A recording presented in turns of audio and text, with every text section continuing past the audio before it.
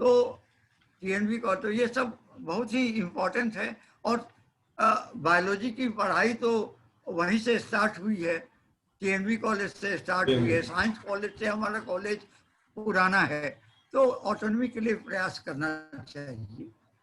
बहुत बहुत धन्यवाद इस विचार देने के लिए।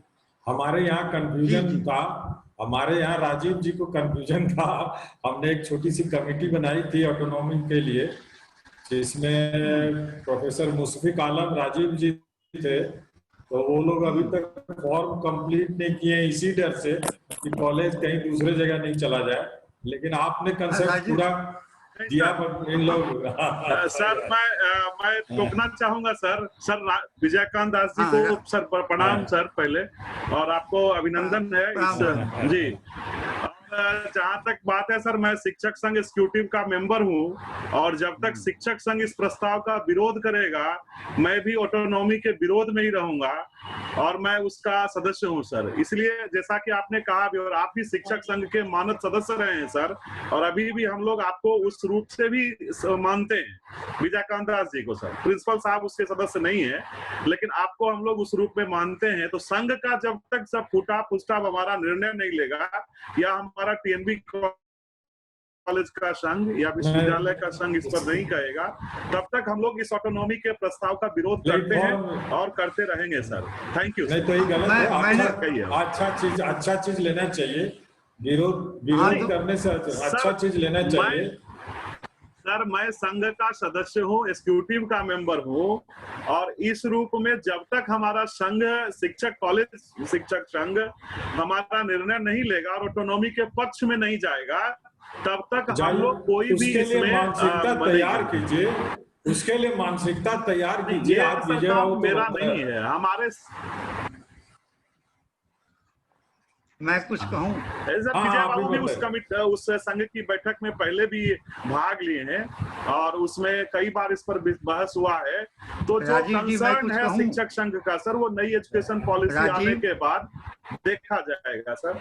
जी, बात होगी संघ के स्तर से। जी सर। हाँ देखो राजीव, है क्या कि मैंने भी अभी कहा कि संघ सब दिन से विरोध करता रहा, तो संघ को समझाने की जरूरत है, और संघ से भी समझने की जरूरत है कि इसमें क्या हानि होती है। ठीक है, और जब संघ से सहमति हो जाए तब उसके बाद जरा राष्ट्रीय शिक्षा नीति को लागू होने दीजिए, और देख लीजिए कि इसमें किस तरह के प्रावधान आए हैं। रेगुलेटरी बॉडीज इसके लिए नई नीतियां प्रस्तावित करेंगी। हो सकता है कि ऑटोनॉमी के लिए पुरानी जो नीतियां होंगी उससे कुछ और सरल हो जाए, तो उसके बाद कीजिए। हाँ, लेकिन संघ से भी आपको कोऑर्डिनेट करना होगा कि क्यों वे चाहते हैं कि नहीं हो। अगर आप लोग, हाँ, और उनको भी समझिए और आप उनको भी समझाइए। बिना संघ से लड़ाई करके तो आप नहीं, लड़ाई करके कुछ नहीं होता है, लड़ाई करके नहीं कुछ नहीं होगा कुछ। चलिए, अब मैं मेरा विराम और स्वीकार कीजिए। मैं समूह विजय बाबू से एक सवाल है मेरा सर। हाँ बोलिए ना।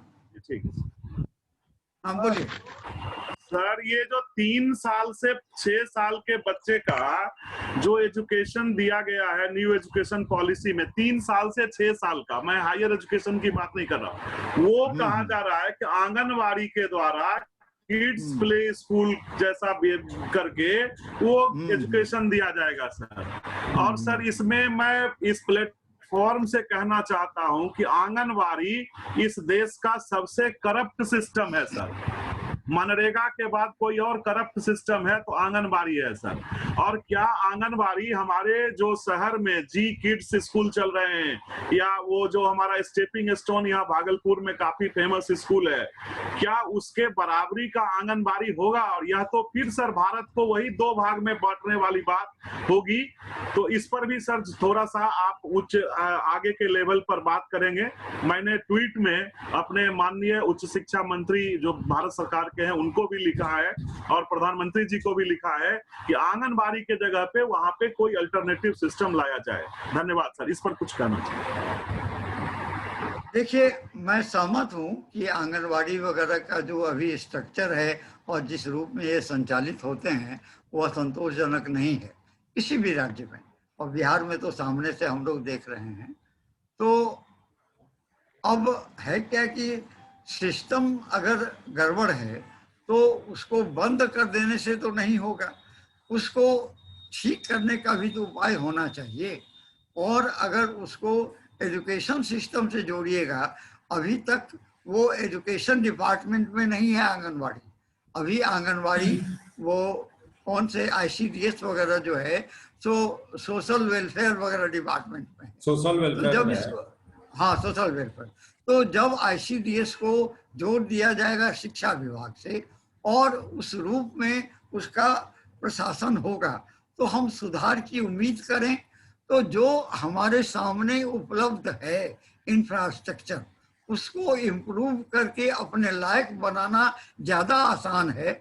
और इतने बड़े पैमाने पर इतनी बड़ी संख्या में नए किड स्कूल, प्ले स्कूल खोलना बड़ा कठिन काम है। तो भ्रष्टाचार और काम नहीं अच्छे से होना, तो ये तो पुरानी बातें हम लोग हैं, हम लोग अभ्यस्त हो गए हैं, लेकिन धीरे धीरे इनमें सुधार करने की आवश्यकता है और प्रयास किया जाए। सरोज जी भी आ गए हैं, सरोज जी को मैंने देखा बहुत दिनों के बाद। चलिए सरोज, कैसे हो भाई? ये प्रणाम सर। खुश रहिए, खुश रहिए, बहुत बढ़िया, बहुत अच्छा लगा, बहुत अच्छा लगा। चलो अब सरोज, मैंने तुमको देखा तो मैं शाम में तुम्हें फोन करूंगा, मेरा काम बाकी है अभी तक।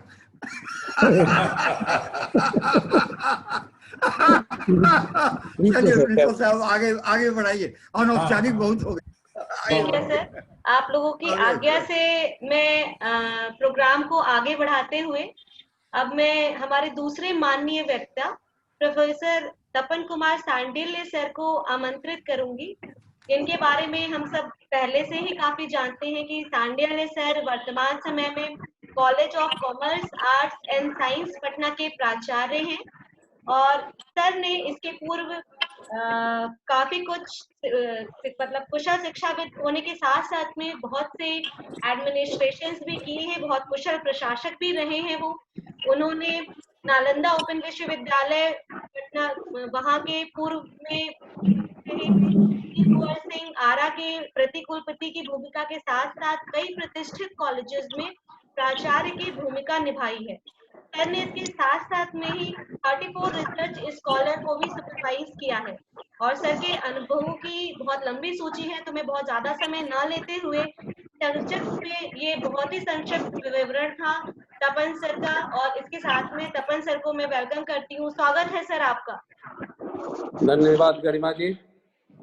सर्वप्रथम प्राचार्य महोदय नमस्कार श्री संजय चौधरी जी और महाविद्यालय के शिक्षक मनोज कुमार जी, सुमन कुमार जी, संजय झा जी और मेरे बड़े भाई अभी स्पीकर के रूप में हमारे सामने विजयकांत दास जी। बहुत अच्छा लगा सुनकर, कई विभिन्न बिंदुओं पर अभी चर्चा की गई और नई शिक्षा नीति की जगह सर ने राष्ट्रीय शिक्षा नीति से संबोधित किया।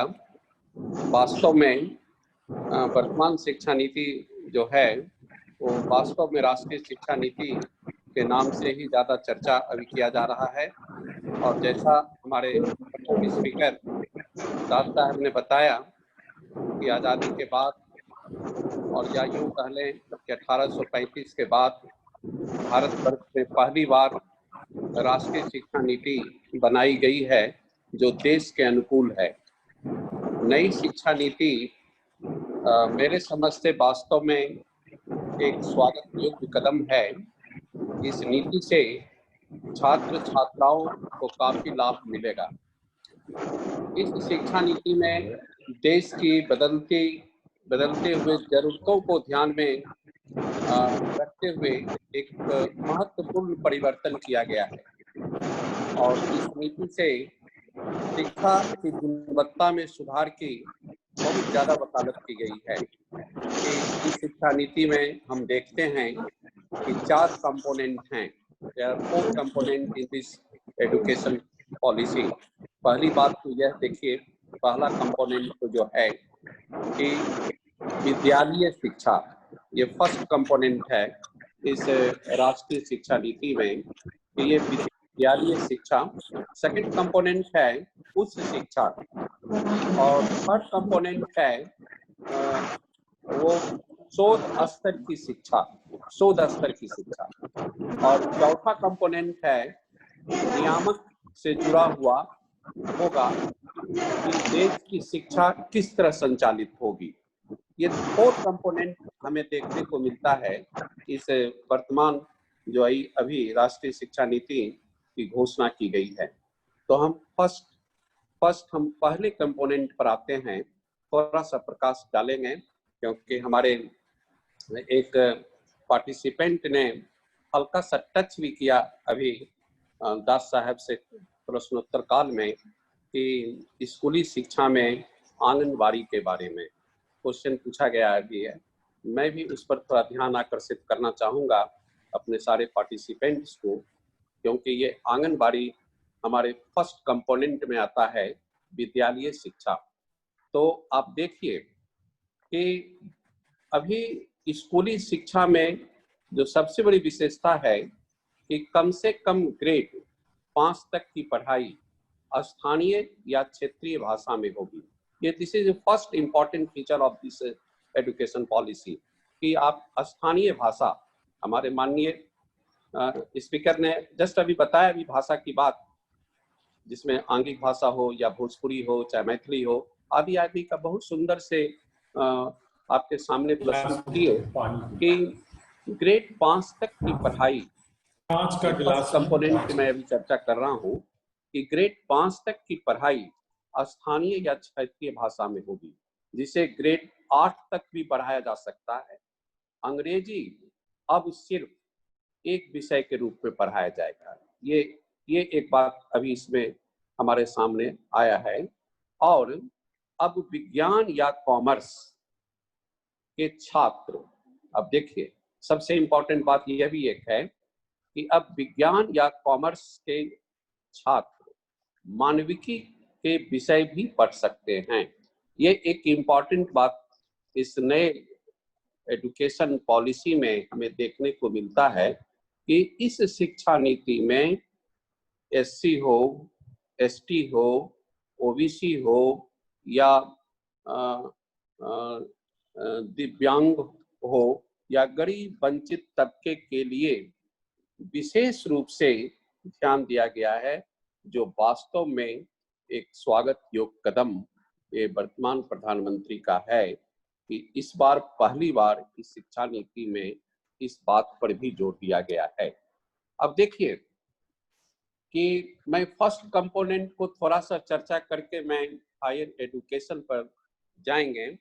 तो फर्स्ट कंपोनेंट में आप जो अभी हमने चर्चा किया कि स्कूली शिक्षा यानी कि नई शिक्षा नीति 2020 अब 5+3+3+4 दिस इज न्यू फॉर्मूला या new system of this education policy.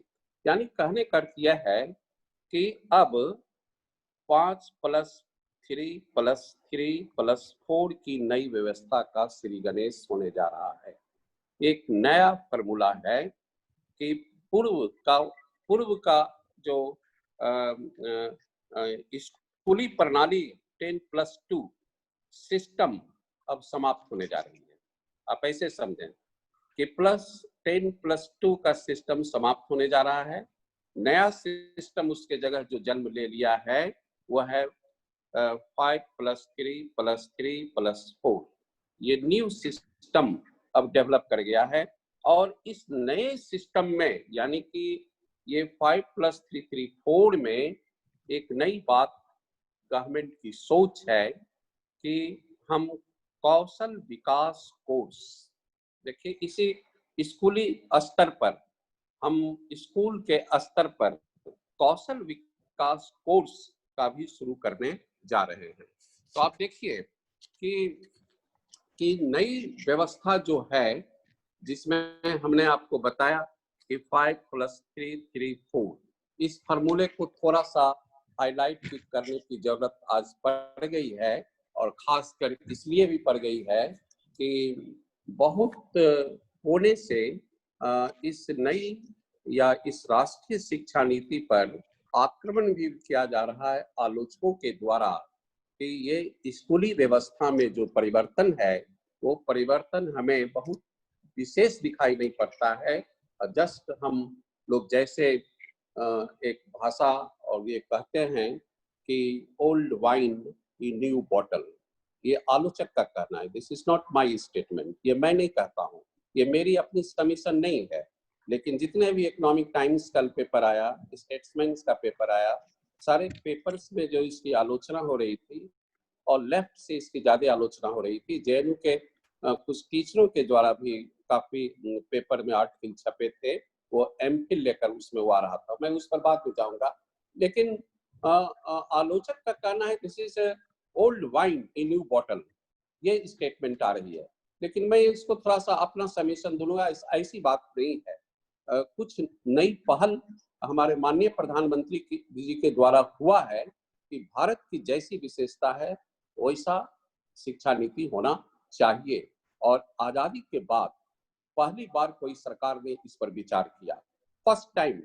पहले कभी भी गवर्नमेंट ने आजादी के 70 साल के बावजूद भी किसी सरकार ने इस पर पहल नहीं की थी कि भारत के अनुरूप शिक्षा नीति होनी चाहिए। हमने पहले नकल करके शिक्षा नीति बनाई थी, और नकल करके कोई देश विकास नहीं कर पाता है। हम लोग जानते हैं कि नकल करके हम विकास का काम को नहीं कर सकते हैं। हम एक इकोनॉमिक्स के आदमी हैं, तो हम जानते हैं कि कोई भी अर्थव्यवस्था नकल करके वो वर्ल्ड का मैंने फर्स्ट इकोनॉमी नहीं हो सकता है। हमें अपना काम करना होगा, अपनी पॉलिसी रखनी होगी, अपनी नीति का निर्माण करना होगा, और उसी के द्वारा हमें अपने विकास करना होगा। तो देखिए कि मैं जिस बिंदु को आपके सामने बताने जा रहा था 5+3 4 के बारे में थोड़ा सा, इसका मतलब है कि प्राइमरी से दूसरी कक्षा तक एक हिस्सा कैसे बांटा गया। प्राइमरी से दूसरी शिक्षा तक का एक पार्ट कर दिया गया, तीसरी से 5वीं को दूसरा पार्ट कर दिया गया, और 6ठी से 8वीं तक तीसरा पार्ट कर दिया गया, और 9वीं से 12वीं तक आखिरी शिक्षा का पार्ट होगा। ये ऐसे मैंने डिवीजन कई सेगमेंट में इसको बांट दिया गया। यहाँ समझे कि नए फॉर्मेट में नई शिक्षा नीति अब होगी। पहला होगा foundation stage, first foundation stage. पहले 3 साल बच्चे, जो अभी बताया जा रहा था वास्तव में कि आंगनबाड़ी वाली बात अभी क्वेश्चन उठ गया था, जिससे उनका सहमति भी नहीं है। वास्तव में उनका विचार सही है कि पहले 3 साल बच्चे आंगनबाड़ी में प्री स्कूलिंग शिक्षा लेंगे। तो ये देखने का आपको है, सरकार की सोच यहाँ पर एक एग्जाम्पल देकर दिया गया है कि हम आंगनबाड़ी में प्री स्कूलिंग की शिक्षा देंगे। इसका स्वरूप अभी आना है कि कैसा, किस प्रकार गवर्नमेंट के शिक्षा नीति में गवर्नमेंट के द्वारा किस प्रकार की आंगनबाड़ी में हम प्री स्कूलिंग शिक्षा देंगे। ये समय पर देखने के बाद ही इस पर हम एनालिसिस कर पाएंगे कि क्या गवर्नमेंट का इस सोच कि पहले 3 साल बच्चे आंगनबाड़ी की प्री स्कूलिंग शिक्षा लेंगे, ये सही है कि गलत है। जब तक हम इसको नहीं आएगा और नहीं देखेंगे, तब तक अभी कुछ कहने में कठिनाई है। फिर अगले 2 साल, इसी में देखिए फाउंडेशन स्टेज में ही, कि फिर अगले 2 साल कक्षा 1 और 2 में बच्चे स्कूल में पढ़ेंगे, और इन 5 साल की पढ़ाई के लिए एक नया पाठ्यक्रम तैयार किया जाएगा। और मोटे तौर पर इक्विटी आधारित शिक्षण पर ध्यान दिया जा रहा है, और इसमें 3 से 8 साल तक के आयु के बच्चे कवर होंगे। ये है इसमें कि इस प्रकार पढ़ाई के पहले 5 साल का चरण पूरा हो जाएगा। यानी इसको हम लोग foundation stage, this is foundation stage. हम फाउंडेशन स्टेज इसको कहते हैं कि 5 साल तक का चरण हम फाउंडेशन स्टेज में पूरा करेंगे, यानी कि प्री स्कूलिंग शिक्षा लेंगे 5 साल। दूसरा स्टेज आता है प्रीपेटरी स्टेज, सेकेंड स्टेज आ गया प्रीपेटरी स्टेज। इस चरण में कक्षा 3 से 5 तक की पढ़ाई होगी, 3 से 5, और इस दौरान प्रयोगों के जरिए बच्चों को छोटे छोटे प्रयोग को दिखाकर विज्ञान, गणित, कला यानी कि साइंस का आदि आदि की पढ़ाई कराई जाएगी केवल प्रयोग के द्वारा। ये भी एक अच्छी सोच है कि अभी भी ये हम लोग के यहाँ स्कूल्स में होता है। माने आप कई स्कूल्स में प्रीपेटरी स्टेज में प्रयोग के द्वारा ही बच्चों को ट्रेन किया जाता है और उसको नॉलेज दिया जाता है। गवर्नमेंट भी सोचा कि हम भी गवर्नमेंट के स्कूल में प्रीपेटरी स्टेज को प्रारंभ किया जाए, क्योंकि आज तक भारत में गवर्नमेंट के शिक्षा नीति के अंतर्गत इस प्रकार का प्रीपेटरी स्टेज कुछ नहीं था, लेकिन प्राइवेट सेक्टर के उद्योग में ये प्रीपेटरी स्टेज अभी भी है। आप अभी भी कई कॉन्वेंट स्कूल जिसको आप बोलते हैं, तो वहाँ आप देखिएगा कई स्कूल में प्रीपेटरी स्टेज होता है कि 3 और 5 की पढ़ाई को वो पर एक्सपीरियंस के द्वारा करते हैं। यानी कि वहाँ पर आपको देखने को मिलेगा कि प्रीपेटरी स्टेज है जहाँ बच्चों को 8 से 11 साल तक की उम्र के बच्चों को इसमें कवर किया गया है इस शिक्षा नीति में। और तीसरा है मिडिल स्टेज। मैंने फाउंडेशन स्टेज की बात की, प्रीपेटरी स्टेज की बात की, और तीसरा है मिडिल स्टेज। इसमें कक्षा 6 से 8 के छात्रों की पढ़ाई होगी। ये मिडिल स्टेज की बात हो रही है। मिडिल स्टेज में कक्षा 6 से 8 की कक्षाओं की पढ़ाई होगी तथा 11 से 14 साल के उम्र के बच्चे को इसमें कवर किया गया है। और इन कक्षाओं का विषय आधारित पाठ्यक्रम अभी पढ़ाया जाएगा और कक्षा 6 से ही कौशल विकास कोर्स को शुरू कर दिया जाएगा कक्षा 6 से। तो ये आप देखिए कि 3 स्टेज की अभी हमने चर्चा की। और चौथा स्टेज है कि सेकेंडरी स्टेज। कक्षा 9 से 12 की पढ़ाई 2 चरणों में होगी, जिसमें विषयों का गहन अध्ययन कराया जाएगा और विषयों को चुनने की आजादी स्टूडेंट को होगी। तो ये 4 स्टेज अभी आपने देखा सेकेंडरी स्टेज का, कि स्कूली शिक्षा में अब कई परिवर्तन हमें देखने को मिल रहा है कि 6ठी क्लास से ही प्रोफेशनल नॉलेज देने वाली वोकेशनल शिक्षा नई शिक्षा नीति को में देखने को पहली बार में मिला कि गवर्नमेंट ने भी ये रिकास्टिंग किया एजुकेशन सिस्टम में कि हमें 6ठी क्लास से ही प्रोफेशनल नॉलेज देने वाली वोकेशनल शिक्षा को शामिल कर दिया गया। और जैसा आप देखते हैं कि इस नई शिक्षा नीति को अंतिम रूप देने के लिए जो बनाई गई समिति, जिसका नेतृत्व कर रहे थे डॉक्टर कस्तूरी रंजन जी ने कहा था, इसमें एक कोट किया था जो अभी भाषण दे रहे थे, जब इसका उद्घाटन हो रहा था तो उसके भाषण में मैंने सुना था कि अब 6ठी क्लास से ही प्रोफेशनल और स्किल शिक्षा दी जाएगी।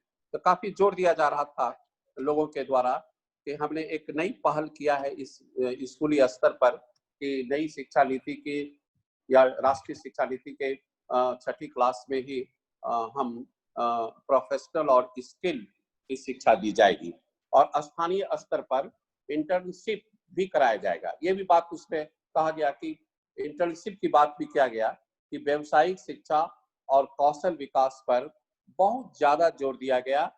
और ये जो राष्ट्रीय शिक्षा नीति जो है इसमें यह भी वकालत किया गया कि हम बेरोजगारी को जड़ से ही उखाड़ फेंकेंगे।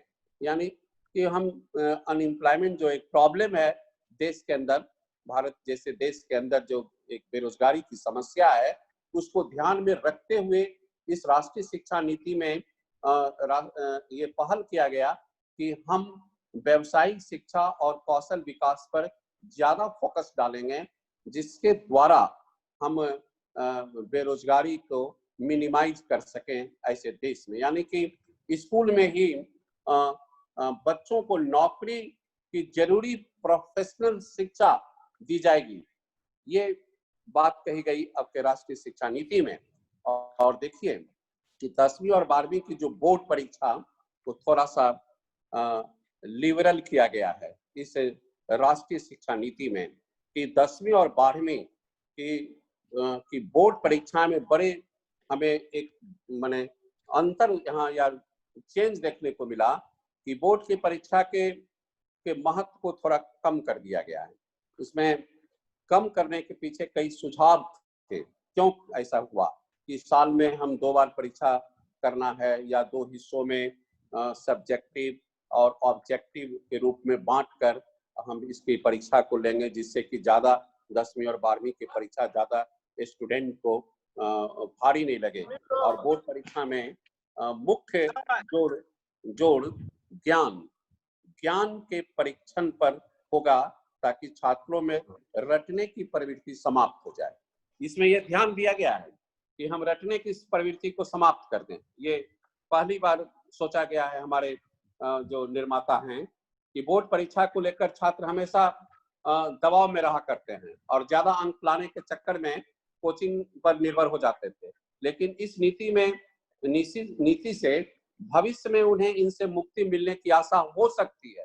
मैं ये नहीं कह सकता हूँ कि मुक्ति मिल ही जाएगी, लेकिन मुक्ति होने की कुछ चांस है कि हो सकता है इस राष्ट्रीय शिक्षा नीति के द्वारा जो बोर्ड को आसान किया गया है, उससे कोचिंग पर जो ज्यादा निर्भर हो जाते हैं, तो हो सकता है कि कोचिंग की जरूरत नहीं भी पड़े स्टूडेंट को और इससे मुक्ति भी मिल सकती है। ये अपनी मेरी सोच है, कोई जरूरी नहीं है कि ऐसा हो ही सकता है। और शिक्षा नीति में कहा गया है कि विभिन्न बोर्ड आने वाले समय में बोर्ड परीक्षाओं के प्रैक्टिकल मॉडल को तैयार किया जाएगा। प्रैक्टिकल मॉडल को, चाहे वार्षिक हो, सेमेस्टर हो, मॉडुलर बोर्ड हो, ऐसी परीक्षाएं निर्मित की जाएगी। और नई नीति के तहत माने जो हम देखें कि 3, 5, 8वीं में भी परीक्षाएं होगी, जबकि 10वीं और 12वीं की परीक्षाएं बदले स्वरूप में हमें देखने को मिलेगी। स्कूलों में ऐसा होगा, बच्चों के परफॉर्मेंस का आकलन बच्चों के रिपोर्ट कार्ड में हमें बदलाव देखने को मिल सकता है। उसके 3 स्तर आकलन का, परफॉर्मेंस आकलन का 3 स्तर अभी शो किया गया है कि एक स्वयं छात्र करे, फिर उसके सहपाठी करे और तीसरा उसका शिक्षक करे। उसके परफॉर्मेंस कार्ड पर जो मेंशन होगा वो 3 लेवल पर होगा और उसमें पहला तो अपना स्टूडेंट स्वयं ही अपना आकलन करेगा, दूसरा है कि सहपाठी करेंगे, फिर तीसरा है कि शिक्षक करेंगे। तो नेशनल असेसमेंट सेंटर परख बनाया जाएगा इसके लिए, जो बच्चों को सीखने की क्षमता समय समय पर परीक्षण करेगा। वो वही असेसमेंट सेंटर करेगा जो 100% नामांकन के लिए पढ़ाई छोड़ चुके आज करीब 2 करोड़, जैसा अभी इस रिपोर्ट में बताया गया था कि 2 करोड़ बच्चों को फिर दाखिला देने का अवसर भी प्राप्त हो सकता है। तो स्कूली शिक्षा का एक चित्र इसमें माने फर्स्ट सेगमेंट में ये दिखाया कि राष्ट्रीय शिक्षा नीति में स्कूली शिक्षा को थोड़ा लिबरलाइज्ड कर दिया गया है कि ये बर्डन हमारे बच्चों को नहीं हो और हम स्कूल के स्तर पर ही अपने बच्चों को ऐसा ट्रेनिंग दें कि आगे चलकर वो रोजगार उसको प्राप्त हो और बेरोजगारी जैसी समस्या नहीं हो। हम दूसरे सेगमेंट पे हल्का सा प्रवेश करते हैं अब कि उस शिक्षा में कई परिवर्तन हमें दिखाई पड़ता है। हमें सबसे बड़ा जो मैंने इस पर एक पेपर भी लिखा बाहर के लिए कि इस उच्च शिक्षा में या इस राष्ट्रीय शिक्षा नीति में मल्टी एंट्री और मल्टी एग्जिट की पॉलिसी है। ये हमें देखने को यहाँ मिल रहा है कि यहाँ मल्टी एंट्री और मल्टी एग्जिट की पॉलिसी है। नहीं, उस शिक्षा में कई परिवर्तन आपको देखने को मिलेगा। ये तो समय ही बताएगा कि हम कितना इस पर अधिक सफल होते हैं कि विज्ञान, कॉमर्स और मानविकी के छात्रों को एक दूसरे के विषयों को पढ़ने की छूट होगी। जिस बात को हमने अभी आपसे जिक्र किया, मल्टी एंट्री और मल्टी एग्जिट, यही है कि यह नीति पहले से भी आप वर्ल्ड के मानचित्र पर पहले से भी ये पॉलिसी मल्टी एंट्री और मल्टी एग्जिट की पॉलिसी पहले से भी अमेरिका, यूरोप, जापान आदि देश में चल रहे थे। ये ऐसी नहीं है कि ये कोई नई पॉलिसी है। अमेरिका में और यूरोप में, जापान में हमें ये मल्टी एंट्री और मल्टी एग्जिट की पॉलिसी देखने को पहले से मिल रही थी और वहाँ इसको पहले से ही लागू चल रहा था। और भारत, अब यूँ कहें कि अब मल्टी एंट्री और मल्टी पॉलिसी में भारत भी जुड़ गया है उन विकसित देशों के साथ भी। इस नीति में से क्या लाभ होगा? अब क्या लाभ हमें पता चलेगा? छात्र कोई कोर्स बीच में छोड़कर दूसरे कोर्स में दाखिल ले सकता है। इस नीति में, जिस नीति की बात हो रही है हायर एजुकेशन में, कि हायर एजुकेशन में मल्टी एंट्री मल्टी एग्जिट, जो कि अमेरिका, यूरोप, जापान के देशों में पहले से लागू था और भारत में आज लागू करने जा रहा है। और इसमें फायदा क्या होगा? फायदा यही होगा कि कोई भी स्टूडेंट कोई कोर्स बीच में ही छोड़कर दूसरे कोर्स में दाखिला ले सकता है। देश को उच्च शिक्षा की वैश्विक शक्ति के रूप में स्थापित करने के लिए उच्च शिक्षा में मजबूत शोध, अनुसंधान, संस्कृति और क्षमता को बढ़ावा देने के लिए नेशनल रिसर्च फाउंडेशन की स्थापना की जा रही है। एक नई बात हायर एजुकेशन के क्षेत्र में इस नई शिक्षा नीति या राष्ट्रीय शिक्षा नीति में हमें ये दिखाई पड़ा कि नहीं, जिस हमने थर्ड सेगमेंट की आपको पहले चर्चा किया, रिसर्च की बात किया, तो एक मजबूत शोध, अनुसंधान, संस्कृति और क्षमता को बढ़ाने के लिए नेशनल रिसर्च फाउंडेशन की स्थापना भारत में की जाएगी। कुल मिलाकर मेरा कहना है कि कुल मिलाकर नई शिक्षा नीति रोजगार परक होगा। और चूंकि भारत को आज हम नहीं कह सकते हैं कि आज 70 साल के बाद भी भारत को हम एक डेवलपिंग कंट्री के श्रेणी में रखते हैं। एशियन ड्रामा एक पुस्तक गुरनाल मीडल के द्वारा लिखा गया, जिस एशियन ड्रामा में गुरनाल मीडल ने ऐसे बैकवर्ड कंट्री को, या जहां पॉवर्टी ज़्यादा है, उसको उसने संबोधित किया था कि ये गरीब देश का नाम डेवलपिंग कंट्री के नाम से संबोधित किया। मेरा कहना है कि भारत को आज भी बहुत से देश गरीब देश में देखते हैं, लेकिन आज वो विकासशील देश की श्रेणी में है। गरीब देश, गरीब राज्य के छात्रों के लिए यह एक नई पहल होगी कि शोध के क्षेत्र में भी हायर एजुकेशन में सरकार के द्वारा एक ऐसे कदम उठाए जा रहे हैं जिससे कि हमारे यहाँ के स्टूडेंट को इससे काफी लाभ होगा। यहाँ एक सबसे महत्वपूर्ण बात यह है कि नई शिक्षा नीति के कुछ व्यापक लक्ष्यों को पूरा करने के लिए हम ज्यादा धन की आवश्यकता नहीं होगी। इसमें ये बात का समावेश किया गया है राष्ट्रीय शिक्षा नीति में कि गरीब लोगों को ज्यादा फायदा होगा और जो समाज के वंचित बच्चे हैं उनको ज्यादा फायदा होगा, क्योंकि धन की इसमें बहुत आवश्यकता नहीं होगी। इसलिए जीडीपी का 6% शिक्षा में लगाने का लक्ष्य रखा गया है, जो वर्तमान में आज के डेट में 4.43% है। और इस राष्ट्रीय शिक्षा नीति में ये कहा गया है कि हम 6% शिक्षा में हम जीडीपी का 6% शिक्षा पर खर्च करेंगे। तो नई शिक्षा नीति में देश के युवाओं की संख्या को ध्यान में रखते हुए उच्च शिक्षा में 2035 तक 50% कुल नामांकन अनुपात पहुंचाने का लक्ष्य रखा गया है। वर्तमान में यह करीब 27% के आसपास है। तो उस शिक्षा के विकास के लिए एक सिंगल रेगुलेटर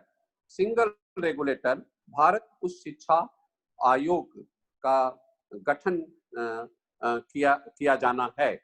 एक सिंगल रेगुलेटर होगा और उसका नाम होगा उच्च शिक्षा आयोग, और उस सिंगल रेगुलेटर के द्वारा उस शिक्षा का गठन किया जाएगा। और अब देखिए कि कैसे उसके क्वालिटी में, हायर एजुकेशन के क्षेत्र में शिक्षा में क्वालिटी को बनाए रखने के लिए ये सब सारी बातें कही गई है कि इस आयोग, जो ये आयोग बनेगा, उस शिक्षा आयोग, उस आयोग में यूजीसी समेत अन्य निकायों का विलय कर दिया जाएगा, मिला दिया जाएगा। ये बात इसमें आई है। नए आयोग का जो गठन होगा उसमें यूजीसी समेत अन्य कई बॉडी को मिला दिया जाएगा और इसमें उस शिक्षा में एक समग्र नीति बनाने की सुविधा होगी। नई शिक्षा नीति में या राष्ट्रीय शिक्षा नीति में भारतीयकरण की वकालत की गई है। ये एक नई विशेषता आ गई है जिसकी बात हमारे प्रीवियस स्पीकर माननीय दास साहब ने बताया कि नई शिक्षा नीति न कहकर हम राष्ट्रीय शिक्षा नीति कहें, तो राष्ट्र शब्द का प्रयोग, जो राष्ट्रीय शिक्षा नीति की बात कही गई, इससे हमें लगता है कि भारतीयकरण की वकालत जबरदस्त इस शिक्षा नीति में किया गया है और उस शिक्षा को एक हम कह सकते हैं कि ये वर्तमान सरकार माननीय नरेंद्र मोदी जो हमारे प्रधानमंत्री हैं का एक युगांतकारी कदम हम कह सकते हैं कि उस शिक्षा में ये एक युगांतकारी कदम है। 4 वर्षीय यूजीसी प्रोग्राम की संरचना, यानी कि 4 वर्षीय यूजी प्रोग्राम में अगर कोई विद्यार्थी किन्हीं कारणों से 1 वर्ष की पढ़ाई पूरा करने के बाद आगे की पढ़ाई पूरा नहीं कर पाते हैं तो उसका वर्ष बर्बाद नहीं होगा। ये नई बात आप देखिए, बल्कि उसका क्रेडिट जमा हो जाएगा, क्रेडिट सिस्टम जमा हो जाएगा और उसको सर्टिफिकेट मिल जाएगा, 2 वर्ष के बाद यदि पढ़ाई छूट जाती है तो उसको डिप्लोमा मिलेगा, 3 वर्ष पर डिग्री मिल जाएगी, उसका क्रेडिट आगे चलकर 4th वर्ष और हायर स्टडीज में भी लागू हो सकता है। ये शिक्षा नीति अब सीमित दायरे से निकलकर वर्तमान, ये मेरी अपनी सोच है कि थोड़ा सा पहले दायरा सीमित था, बहुत ओपन नहीं था।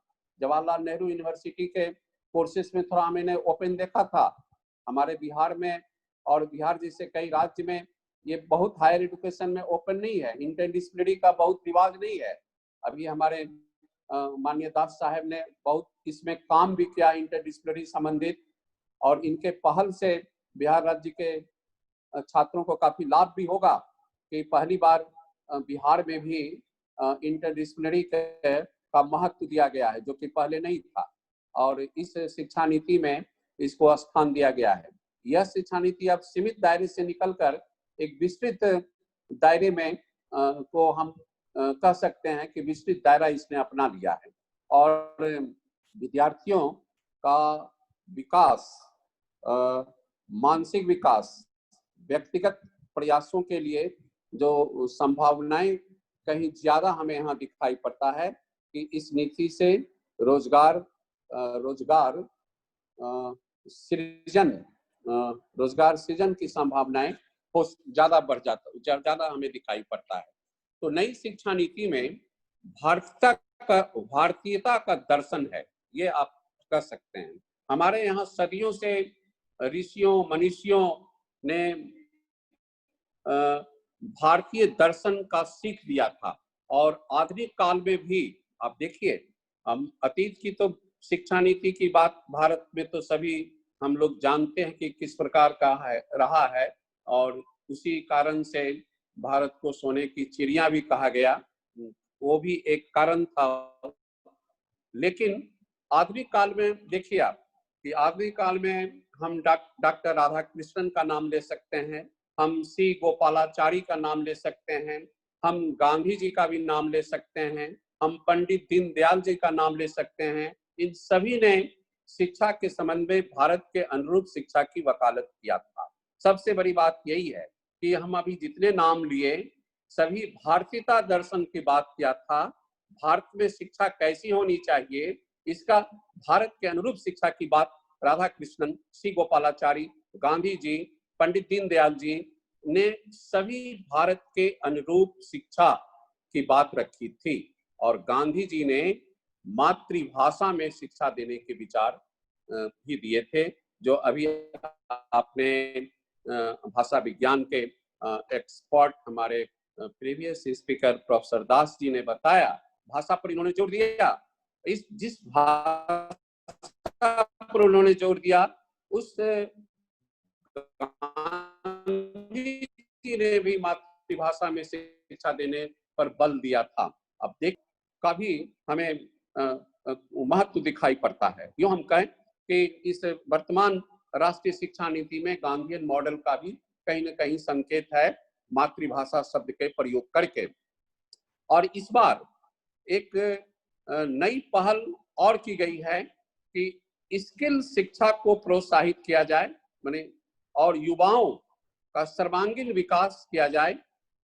ये वर्तमान शिक्षा नीति में हमें देखने को मिलता है। जो आजादी के बाद भारत सरकार का यह कार्यक्रम माने राष्ट्रीय शिक्षा नीति एक बहुत बड़ा साहसिक कार्य है कि नई या राष्ट्रीय शिक्षा नीति 2020 के जन्म के साथ ही मानव विकास मंत्रालय का नाम बदलकर शिक्षा मंत्रालय कर दिया गया है। ये आप देखिए, देश में पहली बार राष्ट्रीय शिक्षा आयोग की परिकल्पना की गई है और जिसमें शुद्ध रूप से शिक्षा विधि रहेंगे। ये एक बहुत इंपॉर्टेंट बात है कि जो राष्ट्रीय शिक्षा आयोग की परिकल्पना अभी की गई है उसमें शुद्ध रूप से शिक्षाविद को रखने की ही बात कही गई है। पूर्व के शिक्षा नीति से देश में हैव और हैव नॉट्स के बीच की खाई चौड़ी होती गई। नई शिक्षा नीति में रोजगारोन्मुख बनाने पर बहुत जोर दिया जा रहा है और देश में एक लंबे अंतराल के बाद जो ये नीति आई है जिसके प्रभाव की असली परीक्षा दिखाई पड़ सकता है। ये भी एक परीक्षा की घड़ी होगी कि क्या ये राष्ट्रीय शिक्षा नीति, क्या ये नई शिक्षा नीति अपने ऑब्जेक्टिव को पूरा करने में सफल होता है कि नहीं। ये भी एक परीक्षा इसके क्रियान्वयन में ही नीति है और इस नीति में देश के 21वीं सदी की चुनौतियों के दृष्टिकोण से कौशल संपन्न बनाने पर ध्यान केंद्रित किया गया है। अगले समय में शिक्षा मंत्रालय को देश के वैश्विक बौद्धिक जगत में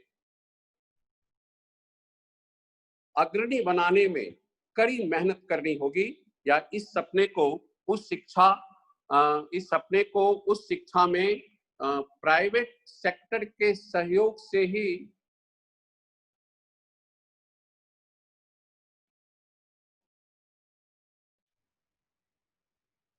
पूरा कसौटियों पर कितना खरा उतरती है यह वक्त ही बताएगा। This is my on submission about of this national education policy. लेकिन मोदी सरकार, थोड़ा सा हम यहाँ देखते हैं कि वर्तमान सरकार मोदी सरकार की इच्छा शक्ति को देखते हुए लगता नहीं है कि ये लक्ष्य बहुत कठिन है। 21वीं शताब्दी में नई शिक्षा नीति भारत की आवश्यकताओं एवं चुनौतियों को पूरा करने में निश्चित या सक्षम साबित होगी। हम कह सकते हैं कि वर्तमान में आज के डेट में राष्ट्रीय शिक्षा नीति या नई शिक्षा नीति भारतवर्ष के लिए एक शुभ संकेत है। लेकिन आप देखते हैं कि कई आलोचकों ने नई शिक्षा नीति आने पर कई आलोचकों ने इसकी काफी आलोचना भी की है और एमफिल को लेकर के कहीं एमफिल की चर्चा ने उसको समाप्त कर दिया गया है, इस पर भी काफी आलोचना हुई है। लेकिन मेरे विचार में आलोचकों ने इस नीति को थोड़ा सा और गहराई से किसी एक बिंदु पर हम लोग नहीं जाएं। जैसे अभी डिस्कशन हो रहा था भी एक आलोचना का ही विषय था, जो डिस्कशन का पॉइंट था आप लोग के बीच अभी कि ऑटोनॉमी पर भी हम लोग काफी कर रहे थे कि ऑटोनॉमी पे भी कई ग्रुप हो गए हैं कि ऑटोनॉमी होना चाहिए या नहीं, मोशन और उसके। तो देखिए वास्तव में ऑटोनॉमी का कुछ लाभ भी है, कुछ दोष भी है। ऐसा नहीं है कि ऑटोनॉमी के खाली लाभ ही हैं, लेकिन ऑटोनॉमी कैसे बने इसके कई मापदंड हैं, जिस मापदंड को पूरा करने के लिए सभी बिहार के सभी कॉलेज सक्षम आज के डेट में नहीं है। मैं इसके मापदंड को एक दिन देख रहा था कि कॉलेज के प्रिंसिपल होने के नाते मैं ये देख रहा था कि इसके मापदंड क्या है। तो मैंने उस मापदंड में देखा कि नहीं, इस मापदंड में बहुत से कॉलेज तो पिछड़ जाएंगे बिहार के, वो ऑटोनॉमी प्राप्त नहीं कर सकते हैं। जबकि भारत सरकार का एक अप्रोच है कि हम ऑटोनॉमी को ज्यादा महत्व दें। भारत सरकार ने इस राष्ट्रीय शिक्षा नीति में ऑटोनॉमी की ज्यादा जोर दिया है कि ऑटोनॉमी होगा, यानी कि उसके अपनी क्वालिटी डेवलप करने होंगे, सिर्फ अपने ही मेहनत करने होंगे, अपनी क्वालिटी को दिखाना होगा, स्टूडेंट को भी क्वालिटी दिखाना होगा, टीचर को भी क्वालिटी दिखाना होगा, तभी वो संस्था सरवाइव करेगी। ये ऑटोनॉमी की वकालत हमारे देश में इस शिक्षा नीति में किया गया है। लेकिन बिहार जैसे राज्य में बहुत से ऐसे महाविद्यालय हैं कि ऑटोनॉमी का जो मापदंड है वो मापदंड पूरा नहीं करते हैं। अगर भारत सरकार की इच्छा है कि महाविद्यालय को ऑटोनॉमी किया जाए तो उसके लिए उनके मापदंड को परिवर्तन करना बहुत आवश्यक है। ये मैं देखा हूं जितना पढ़ा उसके आधार पर कि सभी महाविद्यालय आज सक्षम नहीं है कि ऑटोनॉमी के द्वारा अपने महाविद्यालय को चला सके। लेकिन ये आलोचकों की अपनी बात है और भारतीय शिक्षा को भारतीय बनाया गया है, ये तो बात सही है कि आजादी के बाद पहला बार भारतीयता का दर्शन इस भारतीय या इस राष्ट्रीय शिक्षा नीति में हमें देखने को मिला। और माननीय प्रधानमंत्री इसके धन्यवाद के पात्र हैं। और मैं पूरे अब अंतिम बिंदु पर मैं अब जाना चाहता हूं कि शुरू में ही हमारे दास साहब ने नई शिक्षा नीति के जगह पर राष्ट्रीय शिक्षा नीति की बात कहकर उसको स्थापित किया कि ऐसा कहना हमारा आज उचित होगा। तो प्रश्न यहाँ एक उठ जाता है, बड़ा इम्पोर्टेंट प्रश्न उठ जाता है हम लोग को बीच कि ऐसी बात क्यों हम लोग को आज सोचने के लिए विवश किया गया कि भारत आजादी के बाद 70 साल के बाद पहली बार भारतीयता का दर्शन इस शिक्षा नीति में हमें देखने को मिलता है। क्या उसके पहले की कोई भी शिक्षा नीति में इस प्रकार की बात नहीं थी? तो यहाँ पर मैं कुछ बिंदु कंक्लूजन के तौर पर, कंक्लूडिंग रिमार्क्स के तौर पर, ऑब्जर्वेशन के तौर पर मेरा कुछ समीशन, अपना ऑन समीशन है पूरे राष्ट्रीय शिक्षा नीति के जितने बड़े मैंने उसको देखा, उस देखकर एक निचोड़ जो मैंने पैदा किया कि क्यों ऐसा आज कहा गया कि ये राष्ट्रीयता की बात करता है, ये भारतीयता की बात करता है। यानी एक प्रश्नवाचक चिन्ह खड़ा होता है कि राष्ट्रीय क्यों? राष्ट्रीय शिक्षा नीति 2020 राष्ट्रीय क्यों, ऐसा एक प्रश्न उठता है। तो इस पर मैंने कुछ पॉइंट्स उससे निकाला कि राष्ट्रीयता की बात आज क्यों की जा रही है सभी के द्वारा कि ये नई शिक्षा नीति या ये जो अभी शिक्षा नीति आई है इसमें भारतीयता का दर्शन हमें देखने को मिलता है, हमें राष्ट्रीयता का दर्शन देखने को मिलता है। हमारे गांधी के जो सपने थे कि मातृभाषा का, उसका दर्शन देखने को मिलता है। हमने कई बिंदु इसमें देखा कि उसके कारण राष्ट्रीय शब्द का प्रयोग इस शिक्षा नीति में किया गया है।